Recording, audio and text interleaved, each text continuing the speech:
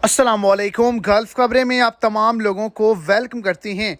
आज की वीडियो आप तमाम लोगों के लिए बहुत ही ज़्यादा इम्पोर्टेंट है और एक बहुत ही बड़ी ब्रेकिंग न्यूज़ है, क्योंकि आज के दिन एक बड़े ऐलान को जारी किया गया है और आज के दिन बड़े बड़े शहर, बड़े बड़े रीजन्स और इनके बेशतर इलाकों पर एमरजेंसी है, ख़तरा है।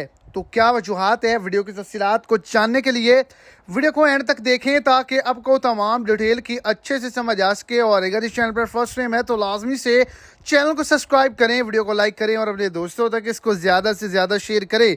तो आपको बताता चलूँ कि एक बड़ा ख़तरा जाहिर किया गया है, जिसके अंदर असीर जजान रीजनों में शदीद किस्म की ज़ालाबारी और सैलाब आने का ख़तरा है। बाहा, मक्का मुकरमा, रियाज, कसीम, हायल और निजरान के अंदर शदीद किस्म का तूफ़ान आने का ख़तरा है, जिसकी वजह से एक बड़ी तबाही मच सकती है, जिसकी वजह से एक बड़ा अलर्ट जारी किया गया है।